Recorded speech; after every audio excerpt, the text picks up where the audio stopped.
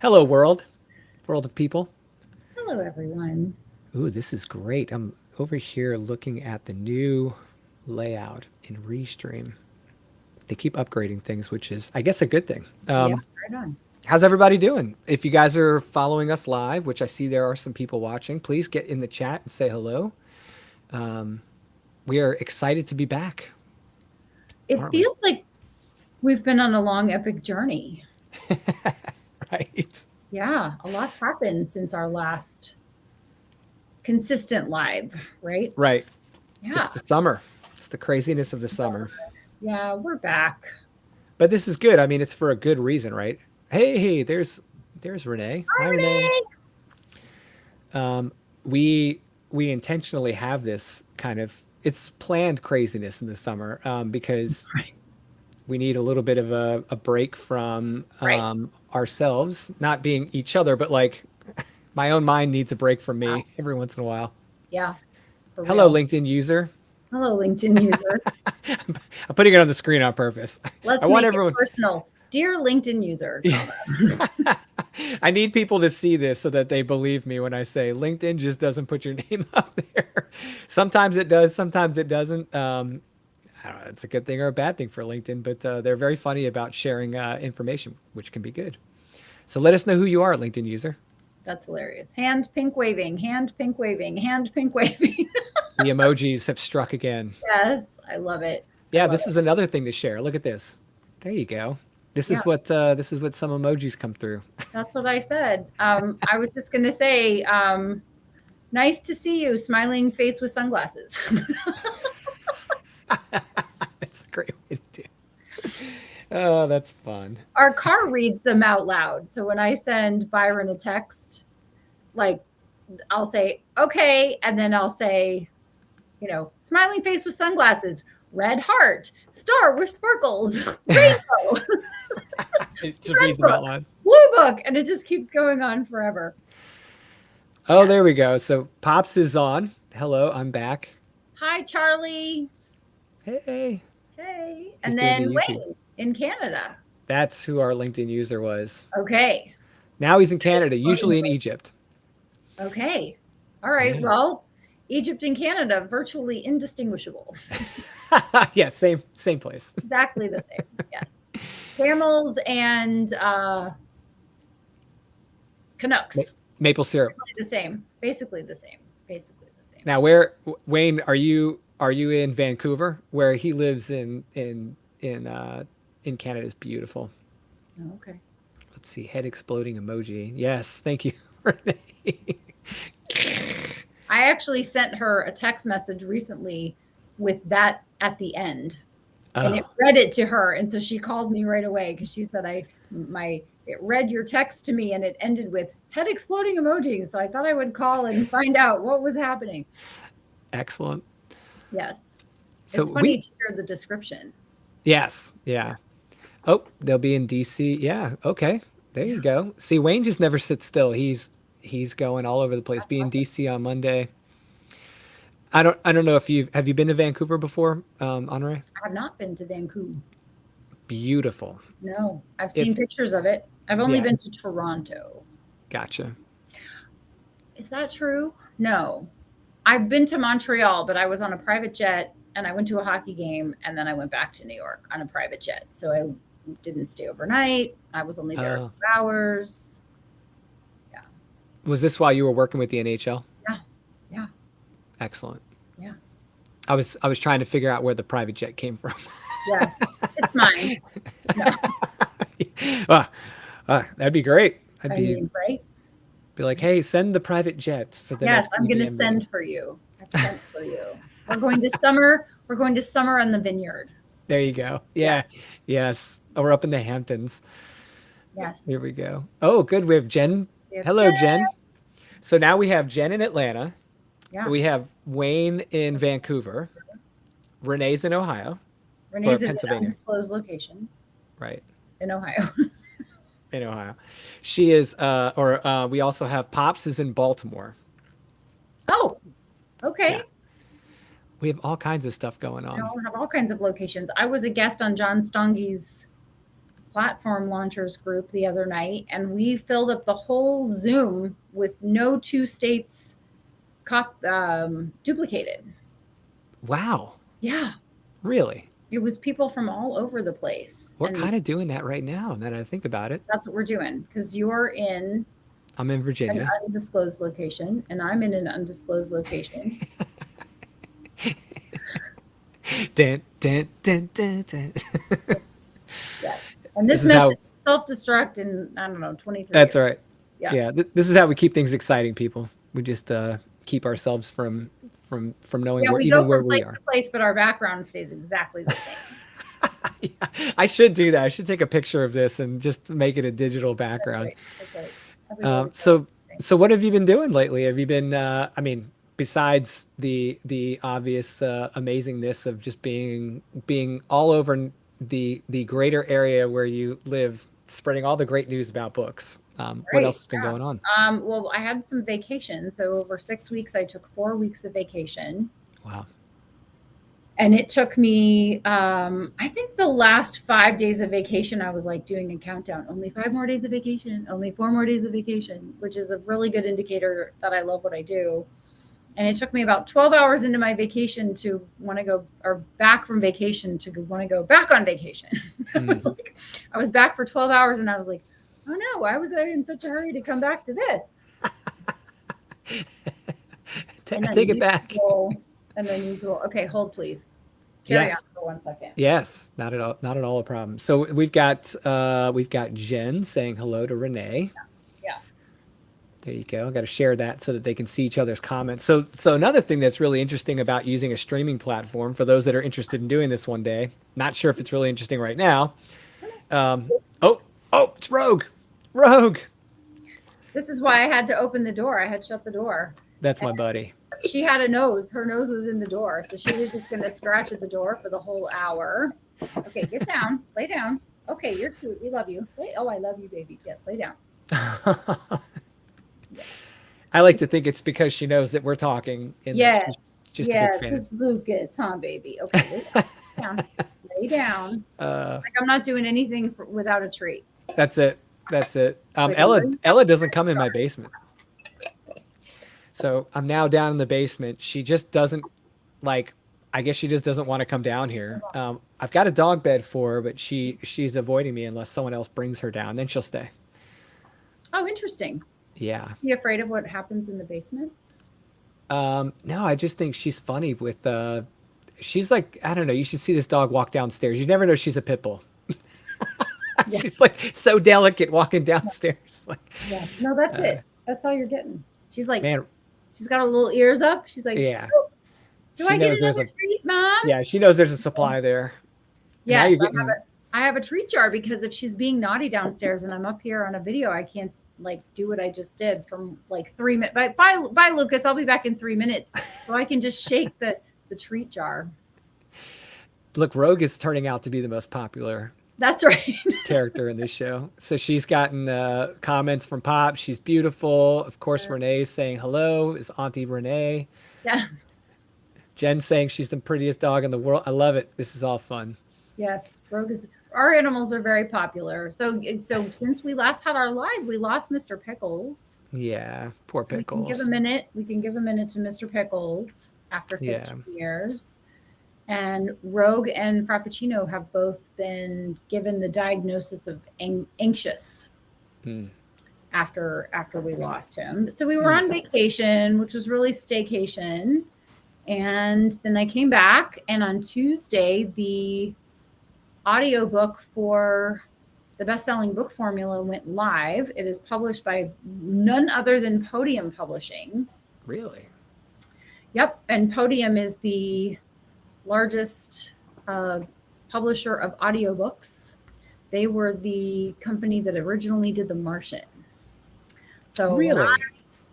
So I met one of the founders of Podium years ago, my friend James Ton, and went to an author's party at a book conference, and they do it right. And I thought, someday I'm going to be a real boy. Someday I'm going to have a podium. Someday I'm going to be a podium author. And that day was Tuesday.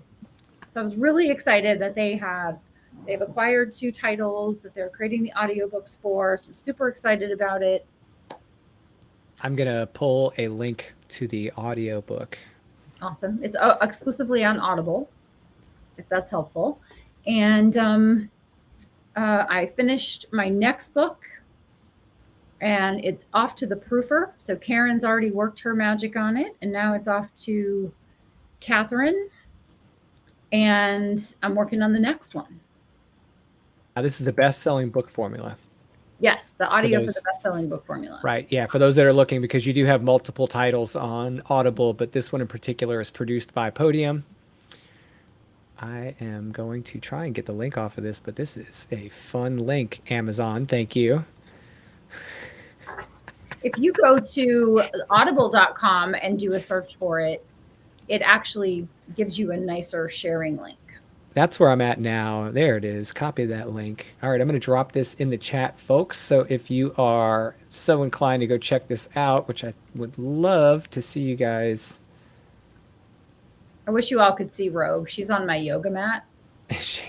Yeah, so she just did downward dog, and now she's laying down. So I think she's doing corpse puppy pose right now.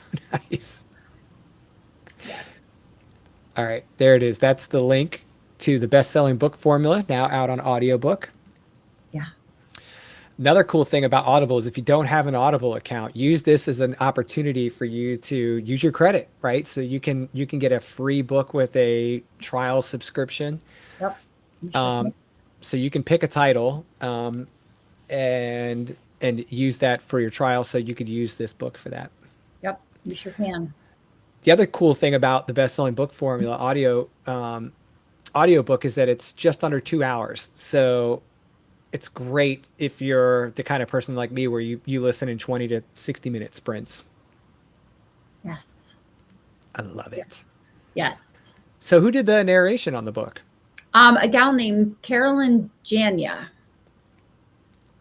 Yeah, Excellent. so professional narrator. She was one of the 3 choices they sent me, and I chose her, and they just whipped it out. I worked so hard. Not at all. I answered emails. Is this okay? Yes. Is this okay? Yes. This is fantastic. Should we proceed? Yes. And I always try to be their favorite, right? So they would say, we'd like you to listen and choose by next week. You have a week and 2 hours. I was like, here's my choice. That's a testament to Podium being so great with you. Yeah. Yeah. Well, I wanted them to, I want to be one of their favorite authors, right? I may not be the author that sells the most books or, initially, but over time, I really want to be the person that they go, she's really easy to work with. She's really fun to work with. She's really responsive, because I've heard sometimes in different aspects, someone will say, they have a lot of money with us in investments, or they have a really big budget, but they're not responsive. They don't respond to emails. It takes forever for them to get back to you. And that's really frustrating when someone's trying to do something for you and they don't respond. It's really right. bad. Yeah. Yeah. And I mean, it's not a small project either, right? Like there's a lot of moving pieces. That's right. Publishing a book, publishing an audiobook, whatever. And so that delay like stacks a whole line of tasks. That's right. It sure does. And you never know what's coming next, especially when you're not the one running the project. So. Right. I just look for their emails and try to answer them as quickly as possible.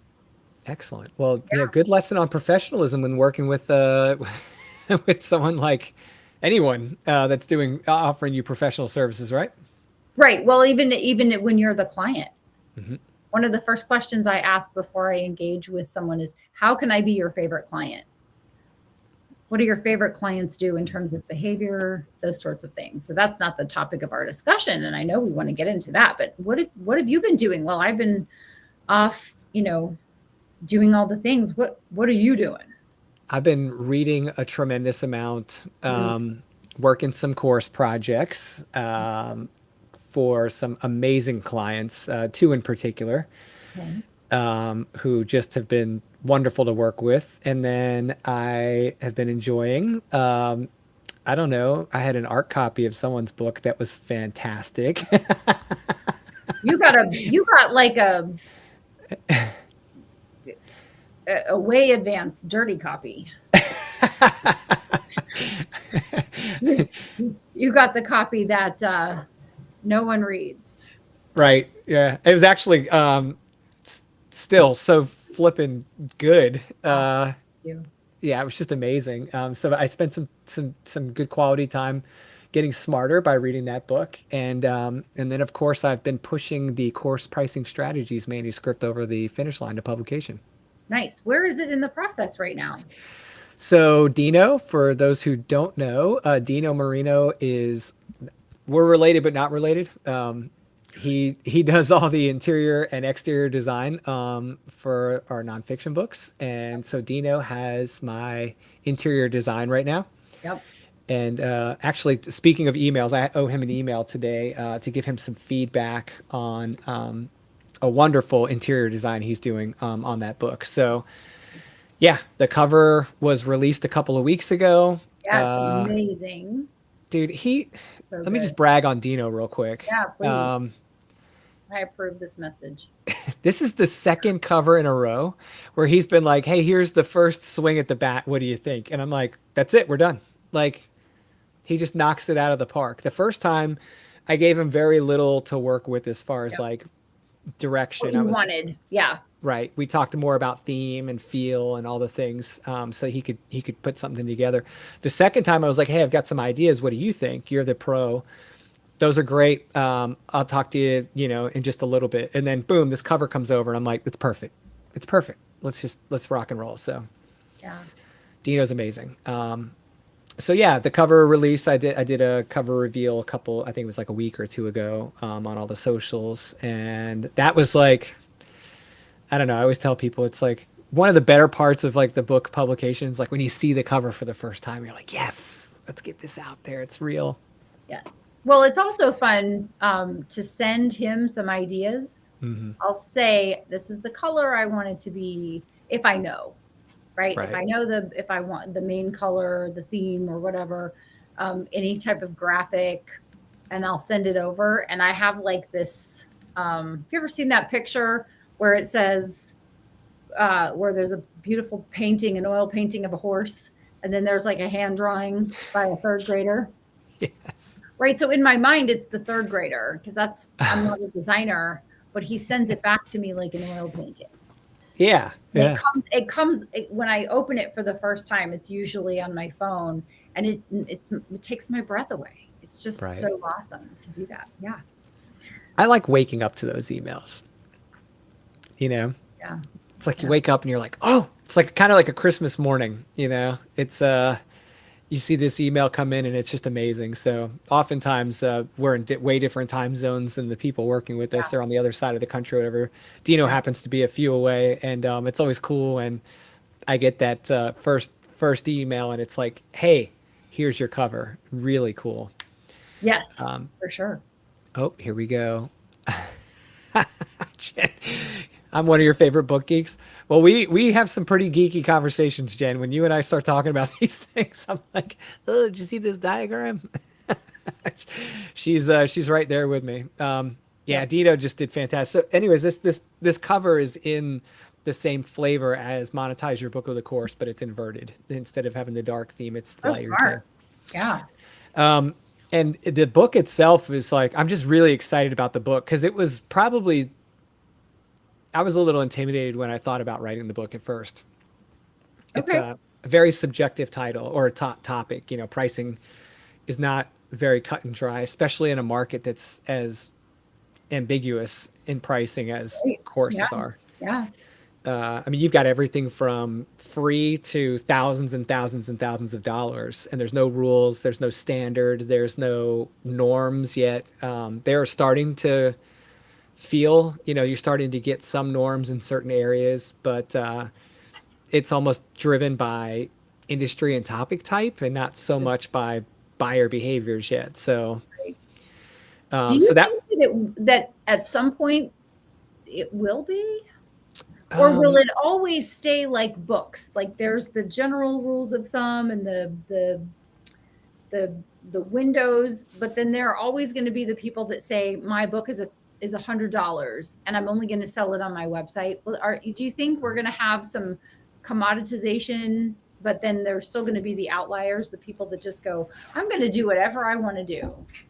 Right. Yeah, that's a fantastic question. I think, and I do compare it to books in the book. I talk about books being a very well established industry for pricing, and that you kind of have buyer expectations now when you go into a bookstore or you go online. You kind of expect to pay a certain range for an ebook, a paperback, a hardcover, a Right. textbook versus a non-textbook. Those kinds of things. We're kind of conditioned by the market. Well, a lot of what drives that is the traditional publishers have over many years kind of set these standards.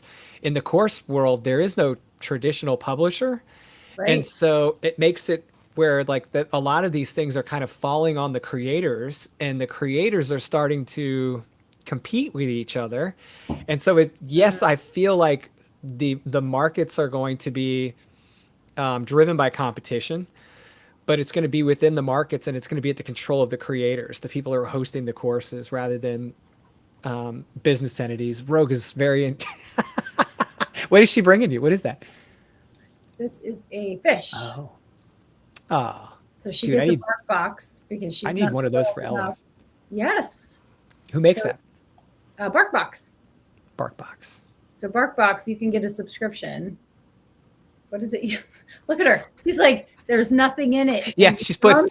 Are you dumb or stupid, Mom? What do you Yeah, put the treat in the thing. put the treat in the fish? We have been through this before. I have trained you. I don't understand what the problem is. But she's been down here this whole time. She's tried this side. She went to the other side and was staring at me over the desk. I love. Okay. All right. Come over here. She's like, look, I hear you. I hear you, Marino. The whole thing with the court, but that's not as important as treats. Come on, dude. Yeah.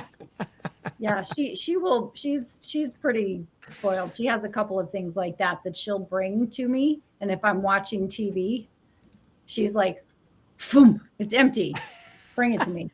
Yeah. And Renee says she's bringing it to me. Yes, because Renee spoils her too, for sure. That's pretty funny. See, Ella's like on a diet. We've got, Ella, when she came in and they were like, hey, look at her.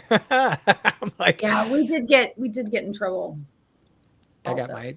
got my hand slapped when I put her on the scale last time. So we're giving ice cubes right now for treats. Oh, that's a good idea. We're doing carrots, but I don't have any Oh. carrots handy right now. So she's working me hard because Dad's on the tractor and I'm on a live. So she's just hovering. She's just doing the live, which means we're not talking about course pricing strategies. So let's go back to course pricing strategies. Rogue, we have to make money to pay for the treats. That's how this works, Rogue. That's how this works, Rogue. Like, You think treats grow on trees? That's right. Mommy has to work right now. I love it. You know what though? Like, that's what a nice thing to have, to have Yeah. that kind of What a day. nice interruption, right? Like, It's so much Yeah. better than other ones. Like, Yeah. like, oh, look, there's water coming through the ceiling. Right. I had that happen once, not at my Bite your house. tongue. Bite your tongue, Lucas. Yeah, I was talking to somebody one time and their eyes were like dinner plates, and they were like, "Hey, I've got to go for a minute." And I was like, "Okay." And then like they come back like a minute later. I don't know what to do, but water's coming through my ceiling. I'm like, "I know what that is, and yes, you need to leave." So Yes. Turn off find the cutout valve to the house. the cutout. Yeah. So now we're on this side.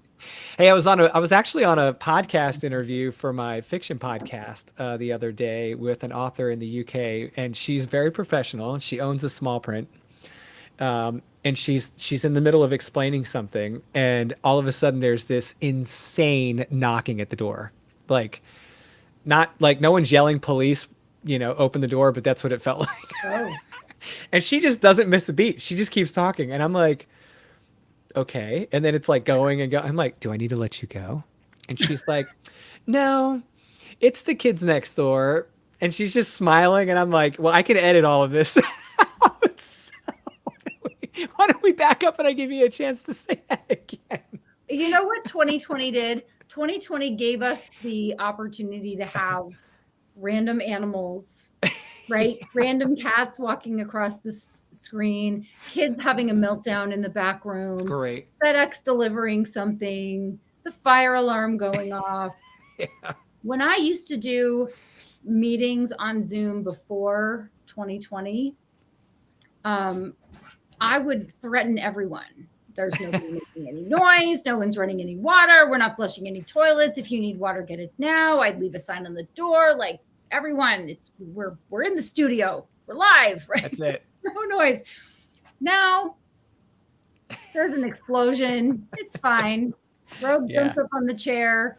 It's fine. Hey, Rogue. Yeah. So that's where we're at. That's where we've progressed. That's where we are. We've evolved as a people. Yeah. Some people like the more relaxed thing. I do. I think everyone likes the more relaxed thing. Although some people were too relaxed, but but you know, what's funny is like, you know, our viewer count goes up with those, which is a testament to your, so if you're out there and you're thinking like, you got to have really tight reins, I'm just telling you, some of these videos where we have, I'm not saying these is in this video, but our live videos are much more relaxed and conversational and kind of take it as it comes. And we get fantastic viewership on them. So interesting. Yeah, just figure that out. Rogue, you're paying for yourself. She's a revenue generating machine, this dog. She is. Yeah. Yeah, her little tail's just like wag, wag, wag, wag, wag. Yes. Yeah. Are you pretty? Yeah, oh. Yeah. I have a feeling there's a bark coming on, but you know, just prepare yourself. We'll be prepared. I'm not performing to my duties appropriately right now, so she's getting more and more spoiled as the minutes pass. Feel free to pet it, Will. I am. I've got, you know, I got one hand is on the job. Let's go back to the book because I'm super curious about it. Is it as long as the first book? Because it's a niche topic. So were you able to I mean, it obviously it's a niche topic, but there are a lot of ways to think about pricing a course. And correct me if I'm incorrect. Everything from how many videos, how many resources, right, how many chapters or sections, what's the audience of the instructor? Are they experienced or are they new? So how did you, if it's only the size of the original book, which is not insignificant, how did you keep it small? And did you attempt to make the content evergreen so that you wouldn't have to go back and update it every year? Yeah, that's a really good question because it was a little bit of a challenge with this one because when you niche into, first of all, the book is definitely niched more toward the business side of course pricing, like thinking about it from a business perspective, because I feel like a lot of times we're creators or we're, you know, especially in the nonfiction space where we've got this great thing that we're teaching people and it's a revenue generator for our business. But then when we get to the topic of pricing, we start to focus on sometimes the wrong business elements or put too much weight on one thing over the other in the decision. And I really wanted to like show them the whole world of like, these are all the inputs that should inform your pricing and different pricing structures and maybe some things that they're not used to thinking about or haven't really been reading or exposed to. And not so much about like, because there is no standard again for like, if you have a course that's like all in video content and it's this long, it equals this much money. You kind of have to like, you have to kind of like let go of thinking about the time relationship to the course. I have a whole chapter on like avoiding pricing by time and materials. Yep. And then in other areas, I talk about pricing by time and materials when it's most appropriate and just kind of figuring out like where you should apply time and materials thinking and where you should not. For those that aren't familiar with time and materials, it's like a kind of like a contractual kind of sounding term. When you do a price estimate and you're thinking like, I have to construct something of X amount of materials and it's going to take X amount of time. I know the materials cost this much and I know the time is charged at this labor rate. And so if I just do that and put them together, I know how much I'm going to charge. And you can't really do that with like an online on-demand self-paced course because it would almost never be the right price because it would be so egregiously overpriced. And because of the time investment and all the things. And I explain why that is. And at least then if people disagree with that chapter, they can say, well, here's why I disagree. And they've thought about it logically and come to a conclusion rather than just have this open-ended thought. So yeah, I do talk about how your course is constructed and how you should consider that in your pricing. But I start out with talking about what I call the 4 points of building your course pricing strategy. And we're talking strategy, it's like high level, like how to Yeah. think about it. Yeah. And that's more about like the things that really move the needle. I was trying to put that up in the front, right? Like, Yeah. hey, what do your buyers expect? Mm-hmm. What is your market doing right now? Like the things that really kind of like when the moment of purchase is happening, what's really influencing the buyer's decision? Because you're not there to guide them. And Right. if you don't take that into consideration, like what are they used to, what are they expecting, how did you promote this, all the things, what are their what you're going to have to make up for that in your marketing somewhere else to make Right. sure that that's done. So, ooh, back in North America. Oh, there we go. That's Wayne talking about being back in the States, or not in the States, but in North America. So he's talking about the monetize your book with a course. That's awesome. And yeah, so I didn't want to dive into these topics that deeply and monetize your book with a course. The same as I didn't want to like write a whole tome on book or on course marketing. Right. So I Yeah. kept those two topics separate so that I could dive into them a bit more here. Does that mean there's a course marketing strategies book in your future? Yes, ma'am. That will be sometime next spring. I try Okay. to do 2 nonfiction books a year, and Slacker. well, I couldn't help it. I am compared to some people on the call.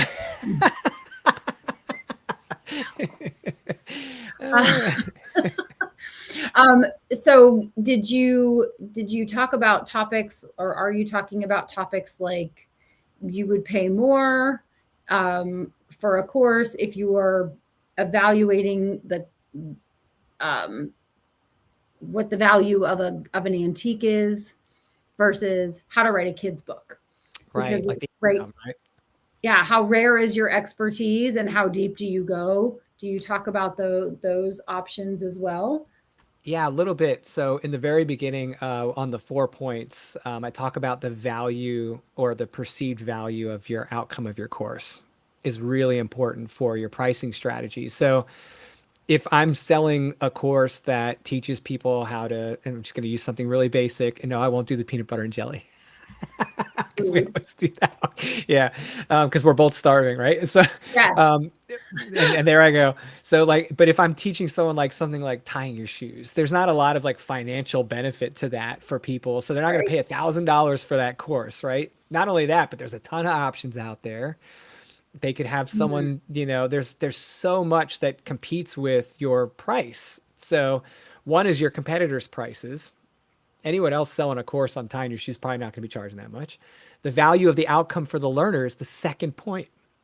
So how valuable is this outcome for me if I take your course? Mm. So if you do have very like niched, valuable expertise and you're conveying that in the course and it's done well enough where if those people take your course, they can then turn around and use that knowledge to enrich Yes. their lives in that way, the value of your course is more substantial than if they couldn't do that.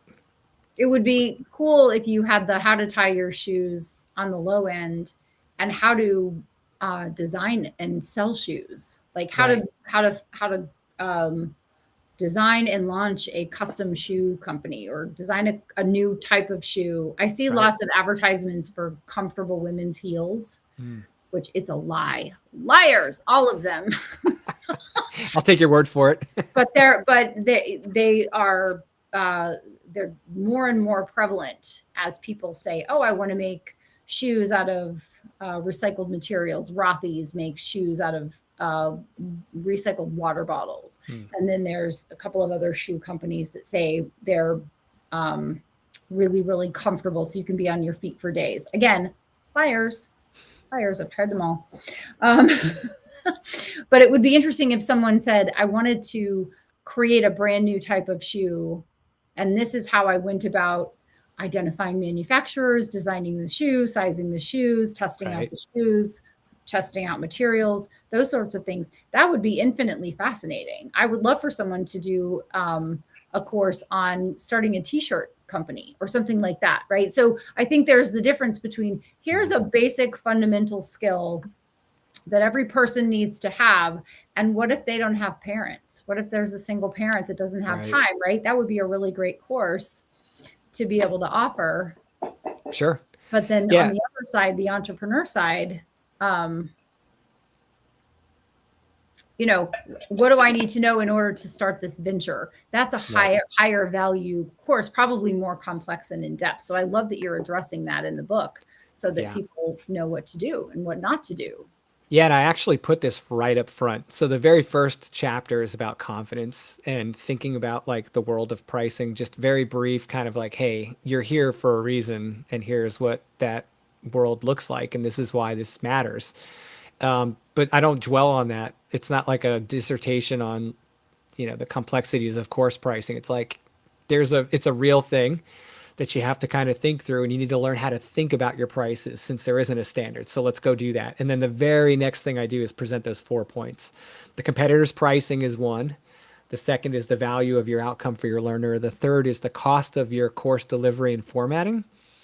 And the fourth is industry norms and learner spending habits. Now, those aren't in order of precedence or priority or importance. Okay, well, that's good to know. Yeah, they're all very important, but if I had to pick one out of all of them that you just absolutely can't ignore, it's the industry norms and learner spending habits, because if your buyers aren't willing to buy because you're so out of alignment with their expectations, it's not going to matter what anyone else is doing. It's not going to matter how valuable the outcome is. It's really difficult, right? So let's say you're going to go buy a pair of shoes, and you go into the store, and most of the shoes are priced in a range, right? Because there's some competition there. So they're looking at each other's prices. So that lends to point number one. But inevitably, there's going to be one brand off to the side that just is way out of step with the price. Way out of step. Sorry. Pun, I guess, intended. Nice job. Nice job. That was free and instantaneous, folks. But yeah, I mean, if they are so outside the norm, one, it's going to catch your attention. Why is that shoe $500? And then the second thing that's going to happen is you're going to think that's crazy, right? Like, I'm not conditioned to think that's an acceptable price for a pair of dude shoes. How much? 500. Look, Tammy might be listening, so that's a crazy price for a shoe. Guy, you can tell I'm like wearing sneakers most of the time. So yeah, so like there's expectations formed by the industry, the norms, my expectations as a buyer.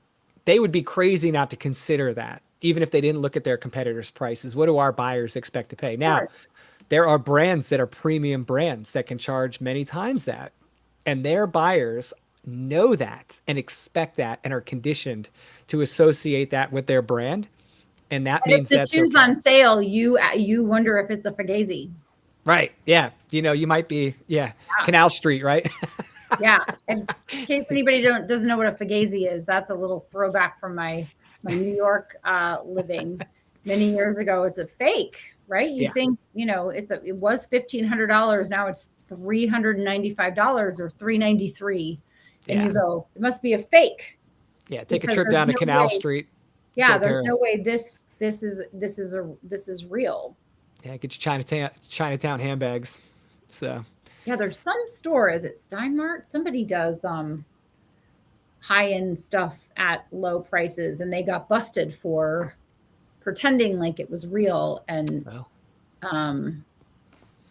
thanks for explaining the term. Yes, you're welcome. I'm here to fully educate you on all aspects of this stuff. But I think it's so interesting because if the course is too cheap, some people will assume that that it's not good. You have to charge a lot. Right. There are some people that say if you charge a lot, then you're overcharging and you're taking advantage of people. That's a conversation or an argument we could have all day. But there are also people who say if it doesn't cost a lot, it must not be any good. I'm always very pleasantly happy when I discover something that is less than I think it could be, Hmm. and it's better than when I paid more. That's right. You I just made a really important point about value Yes. always exceeding the sticker price, either Right. equal to or greater Yes. than the price of the product. Yes. That's that Never perceived, overprice and underdeliver, please. right. So the Or perceived, overpromise and underdeliver. right. So perceived value is that before I even buy your product, I assume or perceive that there's a certain amount of value associated with the outcome Right. Right. and the product. And then when I make my purchase, I get to find out for myself. Yeah. So I talk a lot about perceived value because that's what you have before the purchase. Before I buy and experience your product, whether it be your book, your course, your mastermind, whatever. By the way, almost everything in this book, I'd say probably 60 to 70% of it applies to any digital product. A lot of it is niched down and specific to courses, and that's why I talk specifically about like doing time and materials pricing for courses, because it's a very popular way to price other products, but in this particular application you can be a little treacherous. But you're thinking about a digital product here, and so if I perceive the value of this product to be a certain number and I see a sticker price that's wildly out of step with that, whether it be too much or too little, it's Yeah. going to cause me to stop. And to your point, like if I see that it's really underpriced in against what I perceive the value to be, it's going to cause me some concern that maybe this isn't either what I think it is Right. or it's not sufficient quality. And that's why they can't charge more. I'm always thinking there's something wrong and it's going to cause me to hesitate purchasing Right. if it's way overpriced. And that's not just you because you're a course expert. Correct. That's just in general. In general, I was going to Human say, behavior. Charlie, I'll buy that $200 Rolex if it's real, and you are having to offload it because you have money problems, right? So there's a Yeah. situational application for something being Yep. too little. I bought a whole bunch of stuff on Black Friday a couple of years ago. I think it was Black Friday of 2020. Everybody was trying to generate revenue, and so they were selling things for a third of the price. Yeah. For lifetime access of what a year would normally cost. So I got a couple of apps that were $150 a year. I got them for $49 for lifetime access. And I was like, buy now, because I knew they were underpriced and I would probably not see those prices again for a long time. So sometimes it's beneficial to do a sale on something, or to get something on sale knowing that it's a really good deal. I actually got a car once that someone had bought, driven off the lot, and like within a couple of weeks, there was a divorce happening. So she had to give the car back. And so my friend who ran the dealership was like, I just got this car. I can give you a steal on it because I literally just sold it. So I'll still make some more money, but I can give it to you for far less than what someone paid for it 3 weeks ago. Mm-hmm. And I was like, sweet, someone else took the depreciation. So you would think, is there anything wrong with it? No, it's literally just like 12 people have taken it for a test drive. And now I got this car. Yeah. I mean, we talked about that with the Cadillac, right? So Yeah. we had an order in for a car. We were paying a factory build price for that car. And of course, it was right after the pandemic when there was a terrible, and we're still coming out of the materials crisis, but they just couldn't build the car. They had to call us and be like, hey, we can't get these certain things in your vehicle. Yeah. Of course, I'm like, I don't want to compromise at this price. So, right.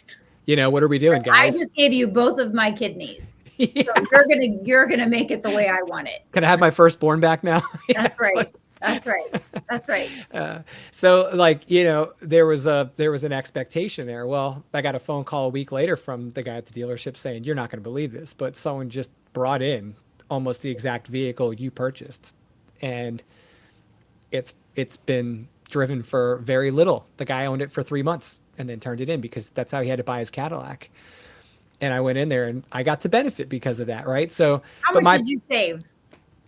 Oh my gosh. 20? Yeah, close to $20,000. Yep. 15 to 20 grand right off the top. Nice. And it was almost exactly the vehicle we ordered. So anyways, there's certain things you can control and there's certain things you can't control in this world of pricing. And you should be able to like understand that your buyers feel that way. And there's certain things you can't control for your buyer. but there's certain things you absolutely can. The price is one of them. The way you market it is another. But you can't influence their upbringing, the experiences that person's had, their personality, their behaviors, their experience with value, which is Right. this is where your market really comes in. Like if you're in a market that's saturated with a bunch of yahoos that are dragging value through the mud, Yeah. Yahoos. you, yeah, I mean, once you get a reputation for That's right. having, That's right. That's you right. know, Yep. having a great reputation in a market like that is fantastic That's because right. you'll shine. That's right. But establishing a reputation in a market like that can feel a little crazy at first. Yeah. So, you For see it sure. with all the tech bros, on all the different platforms. You and Uh-huh. I have had this conversation. Yeah. So, Fun to yeah, watch. Fun to watch. it is fun to watch. Yeah. So, anyways, a couple other topics that are in there that might be interesting to people. I talk about affiliate and revenue shares, which you and I have shared a lot about. Yep. Definitely. How does that impact your pricing strategy? Some people are like, do I change my price if I have affiliates? What do you think? Because, What do you think about that?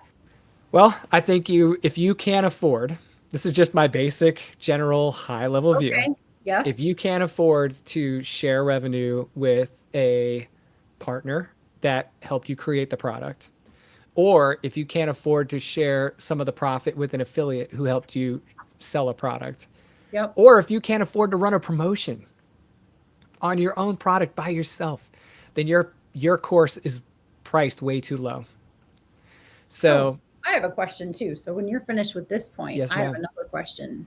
Yeah, because oftentimes we drag our price down rather than up. Like when we start getting a little bit of price guilt or concern, it's not usually that we're not, charging enough. A lot of people are worried they're charging too much. And so Yep. what they end up doing is dragging their price down. Sometimes it's them, they're trying to match a competitor, but there's a million ways to look at that. And I can Yeah. talk about that some other Yeah. time. But like, Ah, maybe your competitor's already got high volume and you don't have anything yet. So they can afford to sell a little lower. But that doesn't have anything to do with the value of my product. And I'm right. going to run a promotion and I'm going to survive on the money my promotion makes, not them. So like if I price Yeah. my course way too low and I'm losing money delivering this thing, I just literally am not even breaking even. Who am I helping here? And I've seen this happen quite a bit where people invest a lot of money and time up front to create a course. Yeah. And then they're worried about getting the ROI on the back end. And they price the course so low that when you do the math, you're like, dude, you're going to be sitting on this for 2 years to Yeah. get break even on your perceived amount of sales. You either find a way to get like super high volume or you Right. increase your price to the right price because you're just undercharging. Right. And there's a moment of realization there where they're like, wow, like when I look at this over time, I realize I'm kind of putting myself in a really tough spot. And who really wants to spend all their time regretting marketing and selling? You want to be happy to market and sell. Make it fun, you know? Well, so then yeah, I hadn't really thought about this. I do this with books, but I haven't done this with courses. How do you think about, because you are investing a lot of time. So Mhm. I'm working on a course right now that will not be a high cost course. What do you look at the break even point? How do you quantify how much it costs? Because I don't ever think about it takes 100 hours to write a book Right. and then it takes $7,000 for the editing process and $3,000 or 4,000 or 5,000 for the design. So when they say it's, $15,000, I don't then say, here's what I charge per hour. So let me tack a whole bunch of other money on top of that. Right. How do you think about quantifying the investment in creating a course, therefore knowing whether you're losing money or gaining money? Because I've always thought about it as I'm creating the courses, I record the videos, I create the materials, it takes whatever time that it takes. And, I pay for the top and the tailing, the editing of the videos, but that's really the monetary investment, unless there's any design work involved in a workbook or something like that. But I hadn't really thought about it. Hi, it's my first day on earth, Lucas. How do I quantify when a course is revenue positive, other than saying I spent $300 on topping and tailing videos and $500 on the design of the workbook, so I'm $800 into it when I'm probably $200,000 into it in terms of if I had billed my time to someone else. How do you Right. think about it? Because I've never thought about it like that. Yeah, and part of that is because I think you understand that that wouldn't be a very healthy way to think about it every time you went to create a course. And so the reason why I created this chapter about avoiding pricing by time and materials before I talk about actually doing it Yeah. was to try and give people the idea of like why this can be damaging to your prospects of creating a course, and how you would have a really hard time rolling that cost over to a direct cost to your student. Right. So if you were to say, yeah, this course cost me $30,000 to create when I consider my time and Yeah. my money that I've invested in other services to get this thing off the ground, that's okay to think that way. But what it's not okay to do is say, okay, well, I expect X amount of sales, and I'm just going to divide that number by this number, and that's my price. That would be a very bad way to do it. So an example Right. would be, No. if you have $100,000 course, you think you're going to sell 100 courses. Should you sell your course for $1,000 based off of that basic math? No, no, you should not. Interesting. Okay. Right? There's not enough thought in that. Also, just because you spent $100,000 creating a course doesn't mean I want to spend that much money on your course. Right. And if I don't agree with your course price as being realistic compared to the perceived value of the course and all the things that I covered in the 4 points, then I'm not going to actually buy your course. Good luck selling 100 Right. or 1,000 of that course, right? Yeah. So there's the immediate like I guess you could say lazy math answer is Yeah. that it's really hard to do it unless you you spend low enough and you know you can sell enough volume. So when you think about the opportunity cost, because that's really what I think you're getting at, you know, if we just eliminate the price of my hourly rate, knowing that I wouldn't be coaching 40 hours a week or whatever. Maybe Right. I coach 20 hours a week. I'm going to dedicate 10 hours a week to doing this. I'm doing that for other value reasons besides just making some money on an hour by hour exchange. Right.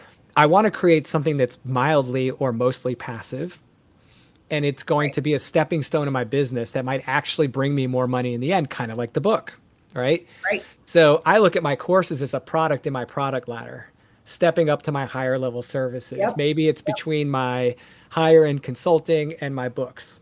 In Yep. between that, you know, I could put courses, and there will be some passive sales.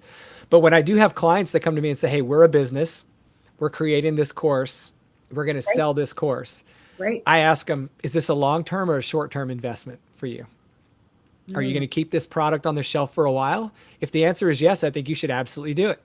If the answer is no, we're only going to sell it for this very short time to this very select audience, I'd say we need to talk about your opportunity cost. Right. Makes Right. sense. Now I I've have, always just looked at it like I invested the $800. I don't look at it like Yeah. it took me 4 hours this day and 5 hours this day and 6 Right. hours this day and a total of this many hours. Even if I gave it a value of $100 an hour, right? I Right. don't factor that in. Hey, what are my hard Right. costs? Where did I put money out to Right. pay for this? And so I can recoup that, and I consider myself in the black after that, which I wonder if that positive energy and positive thought about it actually factors into the fact that it then keeps selling. Well, the way I try to tell people to think about this, and then I'll move to this question real quick so we don't run out of time. But if I'm actually turning down something to do it, that's a different story than I could have been, right? So let's say I get a flood of people asking me for coaching this week, and I have to say no because I'm creating a course. Right. That's different than maybe I'll have, you know, I have an hour open next week to work on my course, and there's no one asking for that hour of coaching, but it's equivalent to an hour of my time on the clock. I always say it's a bit of a different scenario if you're literally turning down money to try and create the course rather than spending the time going to make it. So there's a little bit of that back and forth, but you know when it's right. You can feel it. And my bigger thing is setting up healthy expectations on the back end of the course development. Because you can spend $30,000, you could spend $60,000, you could spend $1,000 creating your course. But if on the back end, you know you can't meet the goals and expectations of making a positive dollar on that because you're not willing to market, you're not willing to play in the volume game you need to at the price you are, or all those things, you need to stop. Right? It It's needs like to a have book. If you have a book, Right. but you don't market your book, if you just Exactly. put it up on Amazon and go, I hope it works. Well, Right. the chances of a lightning strike for you are less than an actual lightning strike for you. Yeah, absolutely. So if you know you don't want to put a lot of effort into marketing and selling that book, maybe the investment's not worth as much as Right. if you would, Right. right? Yeah. Okay, so this question was how much does your competitor influence your price? I'll keep this as basic as I possibly can. You need to be aware of your competitor's price, but you do not want to get in a race to the bottom. Meaning, if you start like competing on price, you're inevitably just going to drive each other to the bottom of the market. And so I feel like you need to be aware of the price, but mostly because you just need to know what the landscape looks like and you need to understand what other people are willing to spend on a product equivalent to yours. Yeah. But it's never, I'm going to charge my competitors' prices without thinking more about this. It gives Right. you a good starting point, but you got to be careful because it's much harder to go up in price in some situations than it is to go down. And if your competitor's already bottom of the market price, do you really want to compete on price with that person? Probably not. You would rather compete on value. Bring your price up, bring your value up, and beat them on value at a higher price rather than try and beat them at price. Well, and Um, the bottom is a place where you have a lot more issues too. You will get more people asking for refunds for a $29 course than you will a $2,900 course. that's right. Absolutely. You are dealing with a totally different audience. Yep.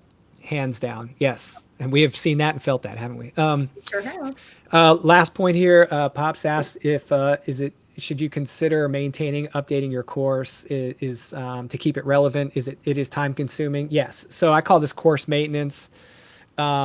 It is something you have to consider when you do price a course, and you have to worry about time and materials. I talk about this in the time and materials chapter, that Yep. the more live interactivity, the more you involved in the delivery, the more you need to consider time and materials. So if you're expending time and you're expending materials every time you deliver that course to a student, time and materials has a greater impact on your price. If it's a completely passive course, it has very little. So yes, you do have to worry about maintenance. Yes, you do have to worry about pricing it so that you are delivering the course for the right price. This is one of the reasons I say format is most important. So if it's live or hybrid, your time is very much tied to the delivery and the cost of the product. So like the courses I deliver to the Navy or the Coast Guard live are a way different price than my online courses because I have to stop everything to do it Yep. and spend time with those people and produce those materials and everything on the spot.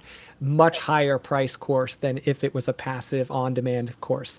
Some people will get all wound up hearing that and go, well, whether it's on demand or live shouldn't matter. It does when I have to spend 4 days delivering that course, 4 full days, and you want it 5, 6, 7 times a month, right? Like that's a full month. Now I don't have any opportunity to do anything else. That is worth more than if I hadn't. So, Yep. okay. Yep. Miss Honoree, I know we have a very tight schedule to maintain today. Yeah. So thank you for giving me the opportunity to talk about this topic with people. Well, this is not the last time we're going to talk about it because this is a very important subject. And we could probably take each one of the things that you talked about, competitors or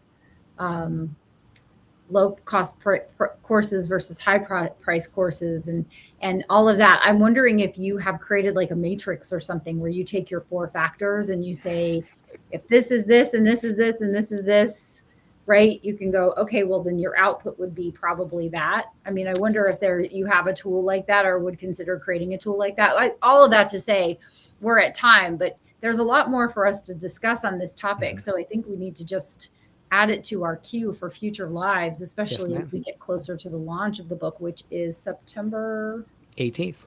September 18th. So coming in hot.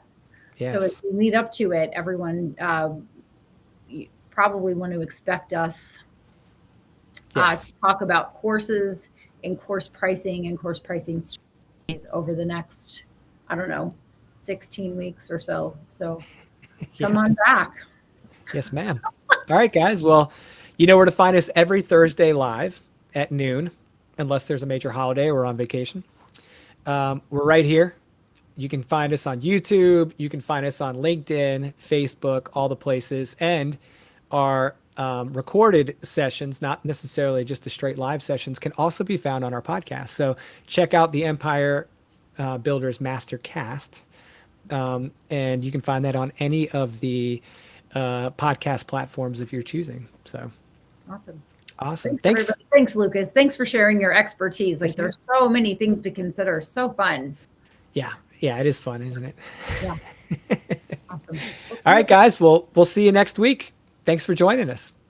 Thanks, everybody.